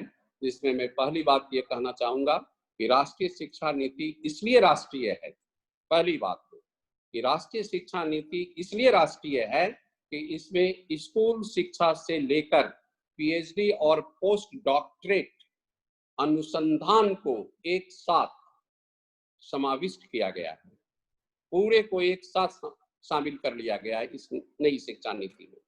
दूसरी बात, इस राष्ट्रीय शिक्षा नीति इसलिए राष्ट्रीय है कि इस नीति में पाठ्यक्रम, सह पाठ्यक्रम के अतिरिक्त पाठ्यक्रम, व्यावसायिक शिक्षा सबका समन्वय किया गया, सभी को मिला दिया गया है इसमें, इसलिए ये राष्ट्रीय है। तीसरी बात ये आप देखने को मिला कि इसमें मातृभाषा और संस्कृत को विशेष महत्व दिया गया। इसके माध्यम से भारतवर्ष अपने स्थानीय और देश के ज्ञान में शिक्षा देने में सफल रहेगा। फिर आगे चौथी बात यह है कि इस नीति में निजी और सार्वजनिक शिक्षा संस्थाओं का भी चर्चा किया गया है कि इस शिक्षा नीति में निजी और सार्वजनिक क्षेत्र संस्थाओं का अंतर समाप्त करने की योजना बनाई गई है। ये भी आप देखिए कि इस नई शिक्षा नीति क्यों राष्ट्रीय है। इसलिए राष्ट्रीय है कि प्राइवेट और पब्लिक सेक्टर के इंस्टीट्यूशन को समाप्त करने की भी योजना बनाई गई है। फिर आप देखिए कि इस प्रणाली में विषयों के चयन में स्वतंत्रता, प्रवेश और बहिर्गमन की स्वतंत्रता प्रदान की गई है, जिससे विद्यार्थियों को व्यक्तिगत निर्माण में काफी मदद मिलेगा। इसमें डिप्लोमा, उन्नत डिप्लोमा और डिग्री को अलग अलग करते हुए एक साथ जोड़ने का प्रयास किया गया है इस नई शिक्षा नीति में। फिर एक विशेषता यह देखने को मिला कि राष्ट्रपिता की बात जब आती है तो इसमें एक बात और देखने को मिला कि इसमें वंचित क्षेत्र और दिव्यांगों विद्यार्थियों को विशेष ध्यान दिया गया है और इसमें 2030 तक 100% स्कूल शिक्षा में और 2035 तक 50% उस शिक्षा में GER प्राप्त करने का एक महत्वाकांक्षी लक्ष्य निर्धारित किया गया है। ये भी एक बहुत बड़ी चुनौती होगी इस नई शिक्षा नीति के लिए और इसमें शिक्षा का समाज, राष्ट्र और विश्व के समस्याओं के साथ सामंजस्य स्थापित किया जाएगा। इसमें इस शिक्षा में कि समाज और राष्ट्र और विश्व के समस्याओं के साथ एक सामंजस्य स्थापित करने की भी बात कहा गया है। और जो पहले भी मैंने बताया आपको कि इस शिक्षा नीति में एक यह विशेषता है कि सकल राष्ट्रीय उत्पाद का 6% विनियोग राष्ट्रीय शिक्षा आयोग के गठन और राष्ट्रीय अनुसंधान कोष की स्थापना का लक्ष्य अत्यंत महत्वपूर्ण हमें यहाँ देखने को मिलता है कि इस नीति का सफल कार्यान्वयन में काफी सुविधा होगी। और इस नीति में विभिन्न विश्वविद्यालयों और महाविद्यालयों के मध्य उत्कृष्टता के मापदंडों के आधार पर अंतर समाप्त करने का प्रयास किया गया है और स्वतंत्रता पर विशेष ध्यान दिया गया। जिस ऑटोनॉमी की बात हम लोग काफी कर चुके हैं, उसी की बात हमने राष्ट्रपिता या एक कंक्लूजन के तौर पर ये पॉइंट को रखा था कि इस नीति में यूनिवर्सिटीज, कॉलेजेस के मध्य उत्कृष्टता के मापदंडों के आधार पर अंतर स्थापित करने का प्रयास किया गया और स्वतंत्रता पर विशेष ध्यान दिया गया है। इसमें पारंपरिक शिक्षा, मुक्त दूरस्थ शिक्षा, प्रौढ़ एवं सतत शिक्षा, सूचना एवं संचार तकनीकी के द्वारा शिक्षा सब का समन्वय इसमें किया गया है। यह एक राष्ट्रवादी शिक्षा नीति है। भारत के आजादी के बाद ये पहली बार एक राष्ट्रवादी शिक्षा नीति का निर्माण वर्तमान प्रधानमंत्री नरेंद्र मोदी जी के द्वारा किया गया है। पहले की शिक्षा नीति भी सभी जितने भी समय समय पर 85-86 जो हुआ है आजादी के बाद चेंजेज आया, सभी शिक्षा नीति से देश को लाभ हुआ है। लेकिन ये सरकार ये सोचा कि विश्व के मानचित्र पर अपने को स्थापित करने के लिए भारतीय शिक्षा प्रणाली को अपनाना आवश्यक है, जिससे कि स्कूली स्तर पर शिक्षा बर्डन नहीं हो और हायर एजुकेशन के क्षेत्र में हम इस प्रकार से काम करें कि इंटरडिसिप्लिनरी के द्वारा, शिक्षा नीति के द्वारा हम और विकास करें। ये राष्ट्रीय अंतर्राष्ट्रीय रिलेशंस को भी स्थापित करने के लिए इस प्रकार की शिक्षा नीति बहुत कामयाब होगी। इस पर हमारे मनोज कुमार जी, प्रोफेसर मनोज कुमार जी बहुत अच्छा बताएंगे इंटरनेशनल रिलेशन पर, फॉरेन के इंटरनेशनल रिलेशन पर। मैं तो इकोनॉमिक्स का आदमी हूँ, लेकिन इस शिक्षा राष्ट्रवादी शिक्षा नीति का प्रभाव आप इंटरनेशनल रिलेशंस पर भी पड़ेगा और एक पॉलिटिकल अप्रोच के व्यक्ति इस पर ज्यादा हाईलाइट करेंगे कि भारत जैसी अर्थव्यवस्था के लिए कैसे इसका लाभ होगा। तो कुल मिलाकर जितने सेगमेंट में इसको बांटा गया, हमने स्कूली और हायर एजुकेशन, रिसर्च और सभी सेगमेंट पर अभी हमने आपसे बात किया और कुल मिलाकर ये सभी अभी तो देखने में वास्तव में कि ये बहुत अच्छा ये राष्ट्रीय शिक्षा नीति है। वास्तव में ये स्वागत करने योग्य है, ये क्रांतिकारी है और इसको हम लोग सभी मिलकर इसका स्वागत करें और इसको अमल करें और देखें आने वाले समय में क्या भारतीय अर्थव्यवस्था की विशेषता के अनुरूप ये शिक्षा नीति सफल होने में कामयाब होती है कि नहीं, यानी कि गरीबी को मिनिमाइज करने में, अनएम्प्लॉयमेंट को दूर करने में, राष्ट्र के विकास करने में, आदि आदि के में ये शिक्षा नीति कहाँ तक सफल होगी ये वक्त ही बताएगा। यही मेरा समीशन आज के आपके वेबिनार में है। इसलिए प्रिंसिपल साहब संजय चौधरी जी, आपने मौका दिया कुछ बोलने का और अच्छा लगा कि अपनों के बीच, भागलपुर को मैं अपना मानता हूँ, पढ़ा भी हूँ, काम भी किया हूँ, इसलिए अपनों के बीच हमें बहुत सुंदर लगा आज बोलकर कि इस नई शिक्षा नीति पर हम लोग विचार किए और सभी पार्टिसिपेंट्स को और टीएनबी कॉलेज के सारे टीचर्स को, स्टूडेंट्स को, प्राचार्य महोदय को और हमारे माननीय बड़े भाई विजयकांत दास जी को, सभी को मेरा प्रणाम। Thank you. Thank you Tapan sir, thank you very much. और जैसा आपने और विजय सर दोनों ने ही बहुत ही ज्यादा अच्छा वक्तव्य बताया और सारे ही हमारे शिक्षकगण इससे लाभान्वित होंगे। जैसे आप दोनों ने ही बहुत अच्छे से एक्सप्लेन किया, सर ने थोड़ा सा जोर दिया भाषा पे और आपने लगभग 4 भाग जो एनईपी डिवाइडेड है जिसमें 27 चैप्टर ऑलमोस्ट सारे आपने कवर किए सर। और आप दोनों ने ही न्यू एजुकेशन पॉलिसी की जगह नेशनल राष्ट्रीय शिक्षा नीति पे जोर दिया, उसके कारण भी बहुत अच्छे से आपने सर एक्सप्लेन करके हम सबको बताया कि कैसे किस तरीके से जैसे स्कूल से पीएचडी और पीडीएफ तक के समावेश है इसमें, और पाठ्यक्रम के अलावा भी और चीजें एक्स्ट्रा करिकुलर एक्टिविटीज को भी कंपलसरी कर दिया गया है। एक जो अभी तक एक optional curricular extra curricular activities थी उनको को करिकुलर एक्टिविटीज की तरह लिया जाता है। लैंग्वेज कैसे एक्सटिंक्ट हो रही थी और उनको कैसे समावेश करके उनका यूज कर सकते हैं और उनका कितना इम्पोर्टेंस है नेशनल लेवल पे सारी चीजों का। साथ में ऑटोनॉमी जो निजी और सार्वजनिक संस्थाएं हैं उनका डिफरेंस हटाने के लिए भी हमारी ये जो नई शिक्षा नीति है या नेशनल एजुकेशन पॉलिसी है ये कितनी इम्पोर्टेंट है।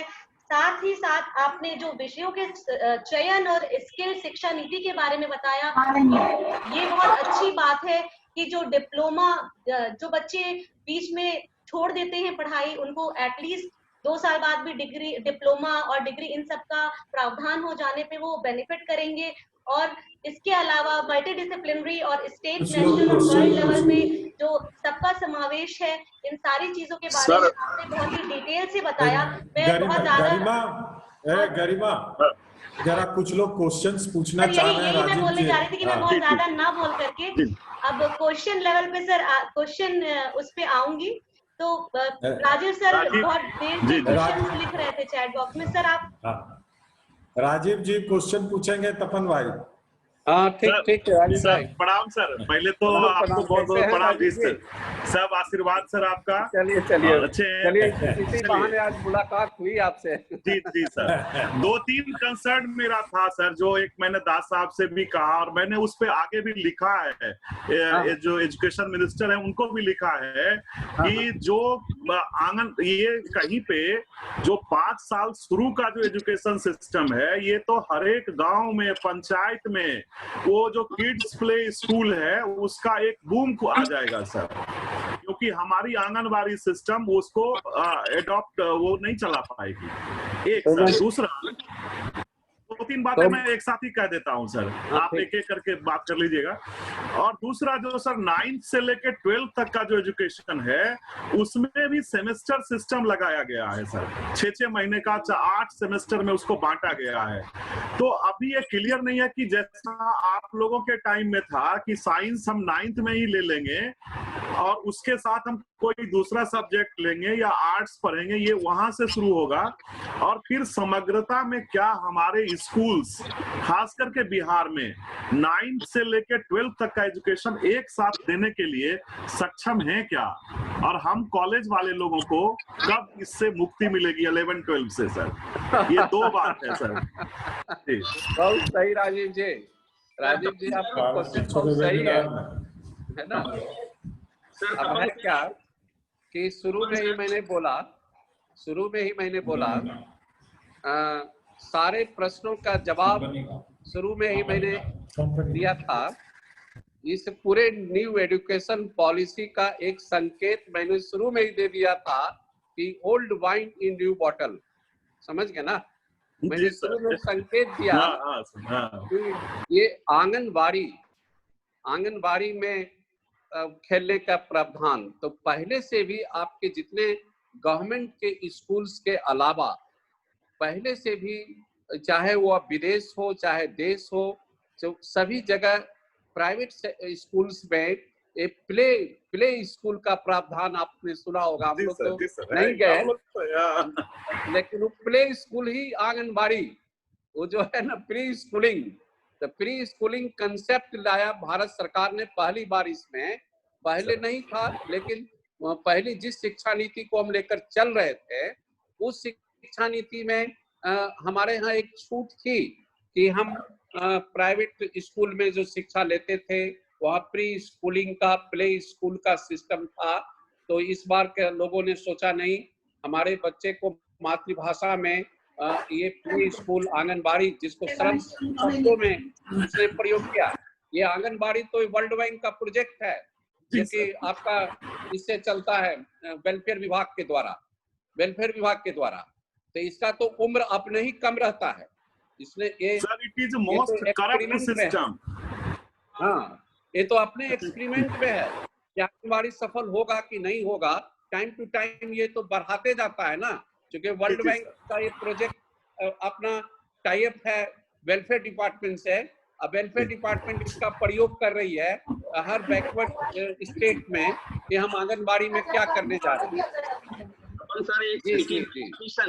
इसलिए समय बताएगा कि इस नई शिक्षा नीति से हम कितना सफल होते हैं।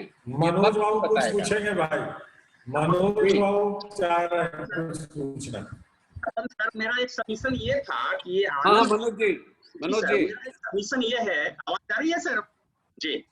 मेरा ये सबमिशन था कि अनुच्छेद 21A में जब राइट टू एजुकेशन 1 अप्रैल 2010 से आ गया, तो article 45 of the Indian constitution में यह प्रोविजन है कॉन्स्टिट्यूशन में सर कि बिलो 6 ईयर को भी नेशन को एजुकेशन देना है। ये नेशनल एजुकेशन पॉलिसी में जो ये पॉइंट आ रहा है, it is the supplement of the article 45 of the Indian constitution. 2010 से ये गैप था सर। 45 कह रहा है, आर्टिकल 45 कह रहा है कि 6 वर्ष से कम उम्र के बच्चों को शिक्षा देनी है, और अनुच्छेद 21 जो फंडामेंटल राइट्स 21A हो गया 6 से 14 वर्ष तक में देना है। हमें लगता है कि सर ये नेशनल एजुकेशन पॉलिसी का ये पॉइंट जो राजीव बाबू उठा रहे हैं और आप सर उसका सुंदर उत्तर दे रहे हैं, ये सप्लीमेंट है आर्टिकल 45 का। राइट मनोज जी, आपका कहना एकदम सही है। जी सर, आप एकदम सही दिशा में आपने संकेत दिया।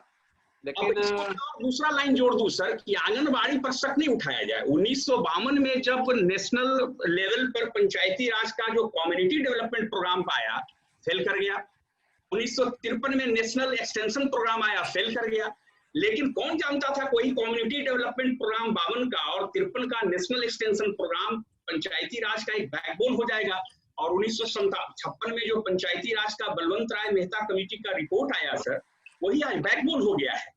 अगर कम्युनिटी डेवलपमेंट प्रोग्राम शुरू नहीं होता और नहीं फेल होता, नेशनल एक्सटेंशन प्रोग्राम 53 में शुरू होकर नहीं फेल होता, हो सकता है कि भारत में आज जो पंचायती राज की संकल्पना, आप तो खुद ही विद्वान है सर, ये सफल नहीं होता। हो सकता है आंगनबाड़ी अपने मिशन में फेल हो जाए थोड़ी देर के लिए, लेकिन there may be a supplement. सरकार फिर सोचेगी कि साहब आंगनबाड़ी से नहीं काम कर रहा है, फिर दूसरे से हम सोचे। सरकारी की चिंता बहुत वाजिब है कि क्या प्राइवेट सही बोले आप। करेगा सर, करेगा। Your submission is right Manoj ji, your submission is right. Rajeev ji का भी बोलना सही है, राजीव जी बोल रहे हैं वो सही है, लेकिन हमारा कहना है कि ये थोड़ा समय और वक्त पर हम लोग थोड़ा ऑब्जर्वेशन देखें क्या होता है, क्या होना है और आगे क्या इससे हमें लाभ होगा कि नहीं होगा। लेकिन अभी तो हम लोग देख रहे हैं कि नहीं, राष्ट्रीयता की बात कहा गया, भारतीयता का बात कहा गया, भारतीय दर्शन की बात कही गई, पुराने मातृभाषा की बात कही गई। तो देखने से लग रहा है कि हमारे देश के अनुरूप बनाया गया है। लेकिन ऑलरेडी पहले से भी, जिसका आपने उल्लेख किया अभी, कि सारे संविधान में राइट टू एजुकेशन की बात तो पहले ही संविधान में कर दी गई है। तो फिर नई शिक्षा नीति में हम क्या पहल कर रहे हैं? तो आपका submission Manoj ji right sir. जी सर, उन्होंने बहुत नहीं सुंदर सर, बात कहा। मैं जो है मैं बहुत खुश हूँ इससे। सर मैं थोड़ी सी बात और इसमें जोड़ देना चाहता हूँ। ये जो पहला 5 साल का जो फाउंडेशन है सर, ये हर एक गांव में जो वहाँ थोड़े पढ़े लिखे लोग हैं, खास करके जो बहुएं आती हैं जो पढ़ी लिखी होती हैं, उनके पास रोजगार का एक बहुत अच्छा अवसर आने जा रहा है। इसको खोल के बोलना चाहिए। और वो अपने घर में छोटे छोटे 30 बच्चों का एक किड्स प्ले स्कूल खोल लेंगी और उनको उनके ससुर से, उनके गार्जियन से थोड़ा मदद मिलेगा। तो ये एक बहुत अच्छा चीज होने जा रहा है। इसमें प्राइवेट लोग रहेंगे सर, मैं यही कहने जा रहा हूँ। और एक सर चीज जी, एक सर चीज और जो इस एजुकेशन पॉलिसी का एक बहुत इंपॉर्टेंट पॉइंट है जो मुझे सबसे अच्छा लगता है कि there is a inclusion of a spiritual quotient. First time a spiritual quotient, IQ और सेंसिटिव और वो सब रोजगार सारी बातें तो है ही, लेकिन पहली बार स्पिरिचुअल कोसेंट डाला गया है सर। लोग आईएएस आईपीएस बनकर, इंजीनियर सॉफ्टवेयर के बनकर के बाद में सुसाइड कर लेते हैं। कई वो अपने फैमिली को, अपने माँ बाप को संभाल नहीं पाते हैं। अक्सर माँ बाप के बच्चे, अक्सर बच्चों के माँ बाप अभी 2 दिन पहले सड़क पे मिल रहे थे, तो वो एक एज ए पर्सन वो फेल करते हैं। तो कहीं ना कहीं एजुकेशन में स्पिरिचुअलिज्म की बात की गई है और जो मेरी समझ है कि वो इसमें बहुत अच्छी बात होने जा रही है। हमारे कॉलेज में माननीय प्राचार्य जी के द्वारा एक वेबिनार हुआ था जिसमें ये हमारे साइकोलॉजी विभाग के थे, गीता का हमारे जीवन में क्या प्रभाव है, इस पर हम लोगों ने एक वेबिनार कराया था। तो वहां से हम लोगों ने सीखा कि गीता से कैसे हमारे जीवन में परिवर्तन आ सकता है। तो स्पिरिचुअलिज्म का बात आया है। बस मैं इतना ही कह के अपनी बात समाप्त कर रहा हूँ। आप सभी लोगों को बहुत बहुत धन्यवाद। बहुत बढ़िया है, चलिए थैंक यू, बहुत सुंदर। तो इतने साथ में इतने अच्छे दोनों ही वक्ताओं ने बहुत ही अच्छा बोला और उसके लास्ट बाद में जो इतने अच्छे डिस्कशंस हुए बहुत से मैटर्स पे, इससे हम सारे शिक्षकगण, अगेन मैं बोल रही हूँ दोबारा, कि बहुत लाभान्वित हुए। और एक लाइन में अपनी तरफ से, मैं अभी बहुत अनुभवी नहीं हूँ, बहुत ही एक यंगर सीड हूँ इस लाइन में, लेकिन स्टिल मैं एक लाइन यहाँ पे बोलना चाहती हूँ अपने एक, जो मुझे ऐसा लगता है कि pros and cons is there for everything, but changes is necessary for growth and development with skilled personalities and new technologies. तो इसके साथ में मैं ये बोलूंगी कि साथ सबके ही pros and cons हैं, सबके ही अच्छी और खराबियां हैं, लेकिन हम अपनी नई टेक्नोलॉजीज और इसके लोगों के साथ में जरूरी है कि हम ग्रोथ और डेवलपमेंट के लिए उसको फॉलो करें, चेंजेस को। तो इसके साथ में मैं और किसी को अगर प्रधानाचार्य सर की आज्ञा हो तो हम धन्यवाद ज्ञापन की तरफ बढ़ेंगे। उसके पहले अगर सर आशीष प्रिया को भी बोलो, कुछ बोलेगा सर। धन्यवाद ज्ञापन आशीष प्रिया सर ही बोल रहे हैं सर, उन्हीं को माइक दे रही सर। हाँ दो जी सर। धन्यवाद सर। मैंने एक्चुअली मैडम ने बहुत इसके पीछे मेहनत की है, प्रोग्राम के पीछे, और मुझे लगा कि अच्छा स्टेज संभाल रही है, तो मैं अब फिर मैंने बैक अच्छा लग रहा है, अच्छा लग रहा है। ऐसे बहुत ही अच्छा ये आयोजन है। और अब अभी अगर सर आप आज्ञा दें संजय सर, तो अगर कुछ और हमारे कुछ अपने उद्गार प्रकट करना चाहें तो वो कर सकते हैं। कौन करेंगे? राजीव जी। अरे हमारे मेरा हो गया सर, मेरा हो गया सर। सरोज कुछ राय नए लोगों से हमारे कहा जाए। साथ डॉक्टर सच्चिदानंद पांडे सर हैं।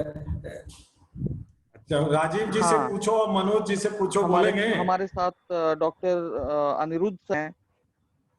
अच्छा, हाँ, जो बोलना चाहते हैं 5-5 मिनट बुलवाओ, 5-5 मिनट सब लोग बोले जो चाहते हैं बोलना। हाँ, तो मैं रिक्वेस्ट करता हूँ सरोज सर से, डॉक्टर एस के राय सर से, कि वो अपने कुछ विचार रखें। कुछ नए लोगों को मौका दिया जाए। अजीत है, रविशंकर है, ये लोग को कुछ बोल मौका दिया जाए। सर हम लोग तो अपनी बात कह चुके हैं, सरोज सर से कहिए।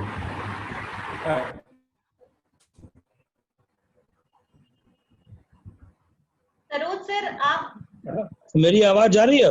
जी सर। जी जा रही है। आयोजन करने के लिए बहुत धन्यवाद। आशीष प्रिया के कहने पर कई बार के प्रयास के बाद फिर भी आज व्यस्त रहने के चलते भी शामिल हो रहे हैं। हम तो इधर कुर्सी खरीद कैसे हुआ और ये कैसे हुआ इसी फाइल के माथापच्ची में 5 दिन से थे। के चक्कर में थे। न्यू एजुकेशन पॉलिसी पर मेरा बहुत कुछ नहीं है, लेकिन सांडिल्य जी को और विजय बाबू को सुन करके बहुत ज्ञानवर्धन हुआ। ये अब का युग हो गया है पर्सनालिटी डेवलपमेंट का। केवल आप फिजिक्स में आप बहुत बड़े विद्वान हो जाइएगा और उसके बाद आत्महत्या कर लीजिएगा तो ये गड़बड़ सिलसिला। इसलिए इस तरह का पर्सनालिटी हो जो कि सिंगल स्ट्रीम अब कुछ नहीं रहा, मल्टीपल स्ट्रीम में जाना है। इकोनॉमिक्स, अगर आप इकोनॉमिक्स के फील्ड में हैं तो आपको मोरालिटी एंड एथिक्स देखना होगा। मीडिया में भी जा रहे हैं तो एथिक्स मोरालिटी सीखना होगा। मतलब मल्टीपल आपको फील्ड का आपको एक्सपर्ट होना होगा या जानकारी आपको होनी चाहिए। जैसे आपको जरूरत पड़ सकता है कॉन्स्टिट्यूशन जानने का, आपकी आवश्यकता हो सकती है राइट टू एजुकेशन क्या है, ये सारे लोग की जानकारी होनी चाहिए। इसलिए अगर आप साइंस पे पढ़ रहे हैं तो आर्ट्स के किसी सब्जेक्ट में, कॉमर्स के किसी सब्जेक्ट में आप अपना ज्ञान बढ़ा सकते हैं, जिससे कि आपको उस तरह की जॉइंट रिस्पॉन्सिबिलिटी कहीं निभानी होगा कि अकेला कोई चीज नहीं है। अब लोग इंजीनियरिंग करते हैं, सिविल इंजीनियरिंग करते हैं और सॉफ्टवेयर में काम करते हैं, बीपीओ में काम करते हैं 25,000 रुपये महीना, 50,000 रुपये महीना पर। This is loss of skill. Skill को हम लोग बर्बाद कर रहे हैं किसी दूसरे माथे में कि कैसे सामान बेचना है, तो there they are not required. इसलिए नई शिक्षा नीति ठीक है, सही बात है कि इसमें बहुत सारी नई बातें हैं। ये जो कहा जाए कि old wine in new bottle, ऐसी बात नहीं है। ये डायरेक्शन अलग दे रहा, बहुत मल्टीपल एंट्री, बहुत उपयोगी चीज है। लोग 1 साल पढ़ने के बाद अगर मजबूर हो गए नहीं कुछ कर सके तो कुछ तो डिग्री लेके निकलेंगे, 2 साल पढ़ाई के बाद कुछ तो अचीव करके निकलेंगे। लेकिन अब है कि उसके हिसाब से हमको केवल डिग्री से तो नहीं होगा, केवल डिप्लोमा मिल गया, सर्टिफिकेट मिल गया, इससे तो काम नहीं चलेगा। हम 1 साल में निकले तो हमारे पास कुछ स्किल होना चाहिए जिससे कि हम उसको उपयोग करके अपनी लाइवलीहुड को बढ़ा सकें, मेंटेन कर सकें। तो उस तरफ का इम्प्लीमेंटेशन उस तरह से करना होगा, सिलेबस उस तरह से बनाना होगा। सवाल उठता है कि अब जैसा राजीव बाबू बताए, ये तो हम नहीं जानते थे कि सेमेस्टर सिस्टम हो जाएगा। सेमेस्टर सिस्टम हो जाएगा तो हमारे यहाँ तो अगर 6 महीना का सेमेस्टर होगा तो 18 महीना में रिजल्ट आएगा।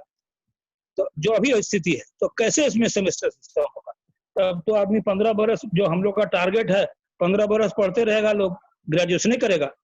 इसलिए उस सारी बातों को देख करके इम्प्लीमेंटेशन इज डिफिकल्ट। पॉलिसी हम लोग बनाते हैं, मनरेगा लाए हम लोग, आंगनबाड़ी लाए हम लोग, they are all good in principles, but implementation में लूज कर जाते हैं। राजीव बाबू तो आंगनबाड़ी बहुत घोर विरोधी लगते हैं, कहाँ से पता नहीं जानकारी है। तो आंगनबाड़ी मेरे गांव में 4 आंगनबाड़ी सेंटर है और जितना जी आपके लेकिन देखिए कोई भी ये चीज इंटेंशन खराब से नहीं इम्प्लीमेंट किया जाता है। जो समय होता है उसके हिसाब से सोच करके लोग इम्प्लीमेंट करते हैं, लागू करते हैं नियम का। उसका इम्प्लीमेंटेशन प्रॉपरली होना चाहिए, यूजफुल होना चाहिए। अब जो स्ट्रेंथ हमारा है, अपॉइंटमेंट कौन करेगा? अपॉइंटमेंट का प्रिंसिपल विजय बाबू हमको लगता है कि 2 साल से बैठे रहेंगे, पूरा टर्म पूरा कर लेंगे, अपॉइंट नहीं कर सकेंगे। तो ऐसी स्थिति में तो फिर कोई कुछ बात नहीं बनती है। जब मैन पावर नहीं आएगा, जो इसको इम्प्लीमेंट करने वाला होगा, जो मेन होगा, अब ऑटोनॉमी होगा तो फिर उसको फाइनेंस कौन करेगा, कहाँ से आएगा, उसका क्या सिस्टम होगा। दिल्ली वाला सिस्टम होगा तो एक्सप्लॉयटेशन होता है। तो हर चीज में कुछ ना कुछ तो गड़बड़ी है, जो अभी गरिमा जी बोल रही थी कि सब में कुछ ना कुछ प्रॉब्लम है। But we have to see how it is being implemented. Target बहुत एम्बिशियस है, जो सांडिल्य जी बता रहे थे कि 30 वर्ष में ये अचीव करना है, और एंट्रेंस मैंने लोग छोड़े नहीं, पोस्ट ग्रेजुएशन हायर एजुकेशन में 50% को ले जाना है। तो एम्बिशियस टारगेट है, लेकिन हम लोग केवल टारगेट कागज पर नहीं पूरा करें, सही माने में उस तरह के पोस्ट ग्रेजुएट पर्सनालिटी हम लोग क्रिएट करें, इस पर ज्यादा जोर देने की आवश्यकता है। बहुत बहुत धन्यवाद। Thank you. धन्यवाद सर। और अब मैं आग्रह करता हूँ कोई अन्य वक्ता अपने उद्गार व्यक्त करना चाहें तो वो कर सकते हैं।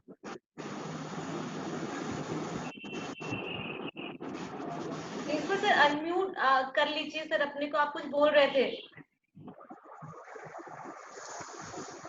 अनिरुद्ध बाबू है, अनिरुद्ध बाबू, प्रोफेसर अनिरुद्ध कुमार हैं। वो दिख तो रहे हैं सर। अनिरुद्ध सर कृपया अनम्यूट कर लें सर अपने आप को। अनिरुद्ध सर, अनिरुद्ध सर ने हाथ उठाया सर। सर अनम्यूट करें अनिरुद्ध सर अपने को।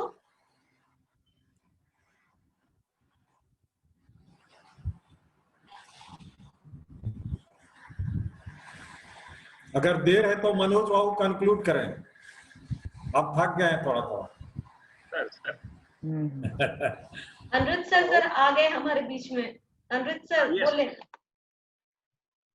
हेलो। हाँ सर, आपकी आवाज आ रही है। चलिए अनिरुद्ध बाबू। सबसे पहले तो आयोजक को बहुत बहुत धन्यवाद, एक अच्छी जो है चर्चित विषय और जो है महत्वपूर्ण विषय को उठाया।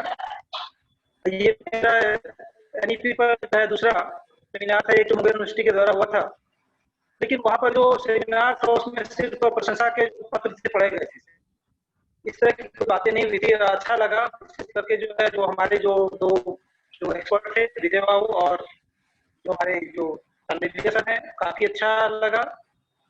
निश्चित तौर पे ये एजुकेशन पॉलिसी बेहतर है, कागज पर दिख रही है, और आने वाला ये वक्त बताएगा। बहुत अच्छी अच्छी बातें कही गई है, जो इसमें एंट्री और एग्जिट की बात है, वो काफी अच्छी चीजें हैं, बहुत अच्छी अच्छी चीजें कही गई हैं। जैसे प्राइमरी लेवल पे, सेकेंडरी लेवल पर, जैसे अभी जो सरोज सर ने कहा कि वो जो अभी जो अगर लोग सेमेस्टर सिस्टम लागू किया जाता है उसमें कितना हद तक हम लोग कर पाएंगे। प्राइमरी लेवल पर जो बातें होती है, राज्य की जो आशंकाएं हैं वो बहुत निर्मूल नहीं है।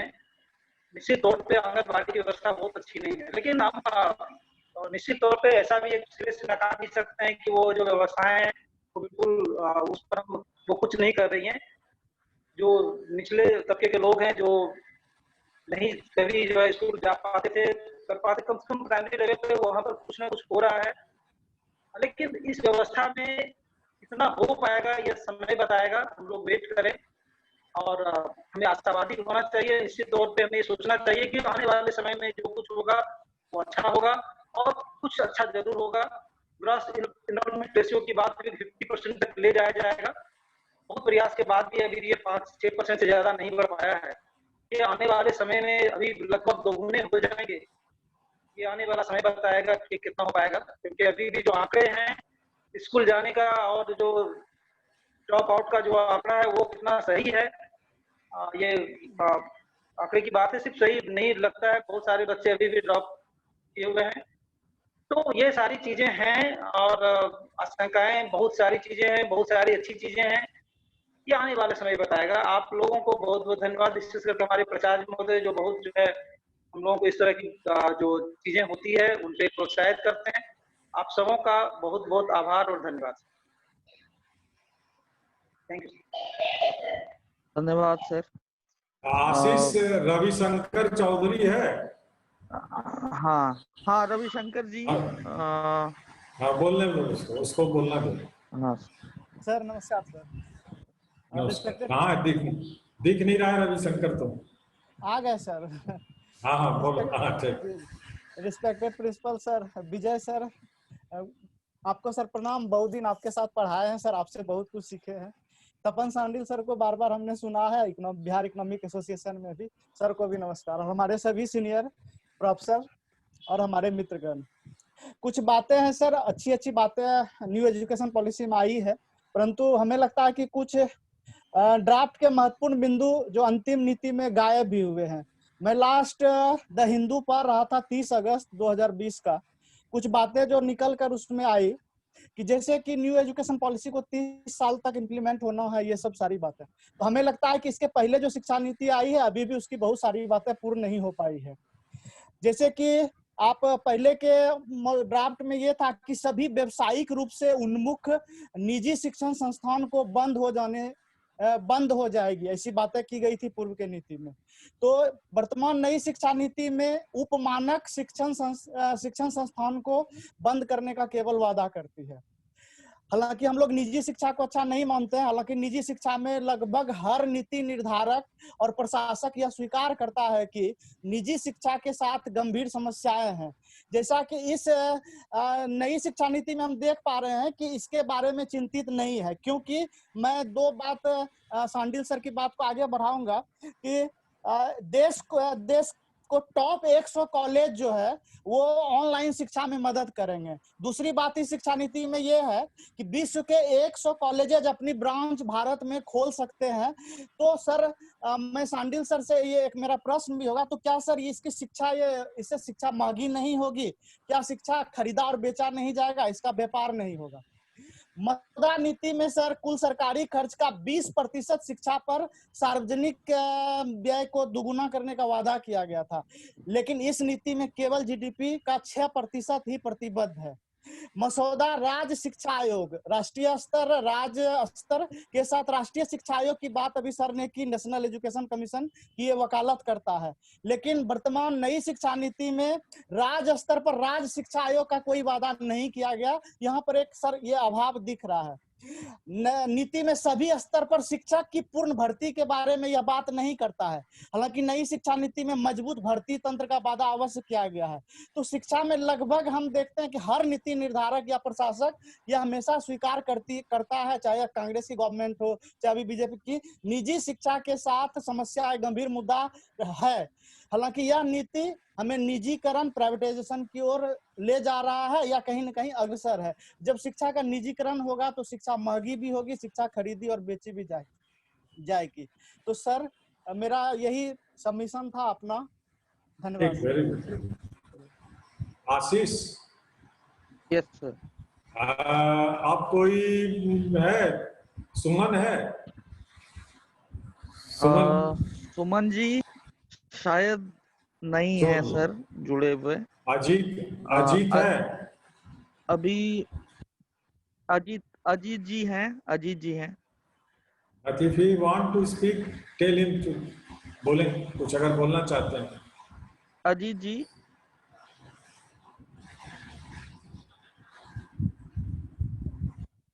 जी अगर आप सुन पा रहे हैं तो अनम्यूट कर दीजिए।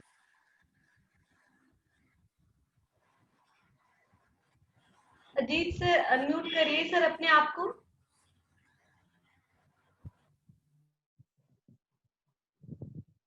तो may be some connectivity issue है सर उनके साइड में। अच्छा, तो मनोज बाबू को कहो कंक्लूड कर लेंगे। मनोज बाबू कंक्लूड कर लें, उसके बाद फाइनल खत्म करें। Thank you honourable principal sir. तो मैं मनोज सर प्लीज। जी Ashish, thank you. Before your thanks remarks, as per the kind direction of the honorable principal, I have been given the assignment of passing the concluding remarks.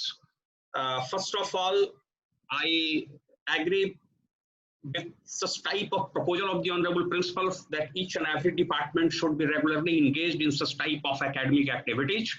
This will make the academia vibrant. A student, researcher and teacher would be very, very active in such type of platforms. Thank you very much for honorable young leader of the college. Thank you, honorable principal. Welcome. I agree with the Honorable Speaker, Professor Vijay Kant Das, sir, that language is the great pillar of nation. Without language, a nation cannot lead in any direction.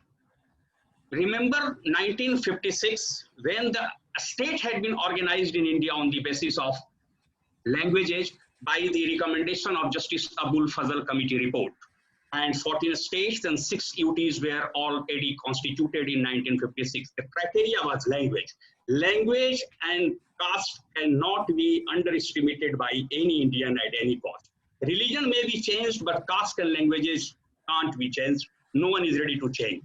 So language should be the prime considerations for every citizen of nation for the development of nation as well as his own personality development. I agree. Second theme that Dr. Das has passed in his remarks, that culture is an important factor for nation. Ours is the age of multiculturalism. Culture can't be ignored. What I learn at the academia, it's matter for my professional life. But what the parents teach us, maa ki god pyari, what the culture I lead in my life, culture is an important factor. This national education policy gives a light on the culture, spiritualism. I agree with Professor Vijay Kant Das. Very, very fine remarks he had made in a short span of time. I agree with Dr. Tapan Kumar Sandil having the economic approach, but he had brilliantly discussed each and every aspect of the national education policy from the prime level to top apex. Dr. Sandil has already started that what is the basic spirit of the primary education. As I already illustrated myself in my previous remarks, that Constitution has a basic instinct that each and every Indian should have a free and compulsory education. India was resourceless in 1947 and 1950. So the right to education was already listed in the directive principles of state policy under the Article 45. Country came in progress, economic resources already came in the proper direction, and the government of India already taken a constitutional amendment, that was 86th amendment in 2002. But the time had been given, although the amendment had already been made in 2002, but policy had implemented on 1st April 2010, that is called Sarv Shiksha Abhiyan, SSA. This is the very important pillar of the education of India. That is, a teacher should be already appointed on the basis of 41/40. What happened now, I don't know. RUSA, SSA, there had been several of streams, but Dr. Saroj Rai has already installed. Policy would be made. Policy had already been made. What would happen? What the people participation? How the people, citizens of India is taking? Who is the client? Clients should be very, very responsive in this area. Otherwise, the government will do not much and more. So, many speakers, Madam Garima, Ashish ji, and so many speakers are here.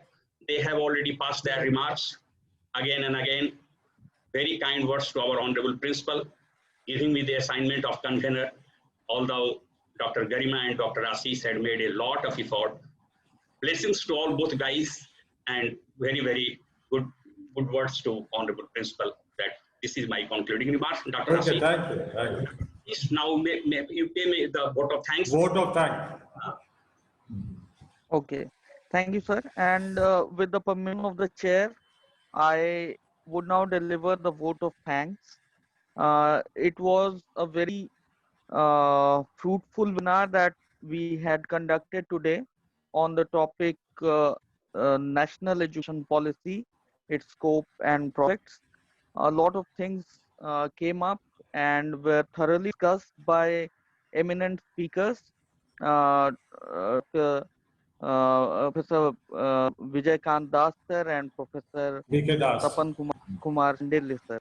So for the event, I first of all thank our chief patron, Honorable Vice Chancellor of TM Bhagalpur University, Professor Ajay Kumar Singh. I thank our patron, our dynamic principal, Professor Dr. Sanjay Kumar Chaudhary sir, for his continued support and encouragement to conduct such webinars. I thank the convener, Dr. Manoj Kumar and Professor Sanjay Jha sir, although Professor Sanjay Jha could not join the webinar due to some urgency, but however, his contribution was there in this webinar. I thank him for that. Our keynote speaker, Professor Vijay Kanta sir, has in very detailed manner down the objectives of the national education policy. He dealt with at length on the various aspects of policy, namely the language aspect and also the higher education aspect. And we also had a very fruitful discussion with him. So I thank Professor Vikant Das sir, and I also request him to keep his good blessings on us for our development and keep guiding us time as and when we require his guide. I also thank Professor Tapan Kumar Shandil sir. He has uh, uh, presented a very detailed paper on national education policy, and he dealt with almost all the aspects that could have been there, and a lot of new things came out of the discussion. I thank Professor Shande for his continued guidance that he has shown to all of us, and I thank him for his contribution and his presence in the seminar. I also now thank our participants, all of the teachers, the esteemed teachers, TNB College, and also the other colleges who have joined us today. I would thank Dr. Sachidanand sir. I would thank Dr. Saroj Kumar Rai sir, Dr. Rajiv Singh sir, Dr. Anirudh Kumar sir, Dr. Suman Kumar sir, Dr. Janak Kumari Srivastav ma'am, Dr. Nishant Singh sir, Dr. Ravi Shankar Chaudhary sir, Dr. Nirlesh Kumar sir, Dr. Shivani Bhardwaj ma'am, Dr. Ajit Kumar sir, Dr. Shatrughan Kumar sir, and Dr. Amod Kumar sir. All of them have participated in this webinar and have interacted and given their full inputs, and all of this has created a very successful webinar, and we hope to continue our efforts in this direction and more. Thank you all. Thank you also.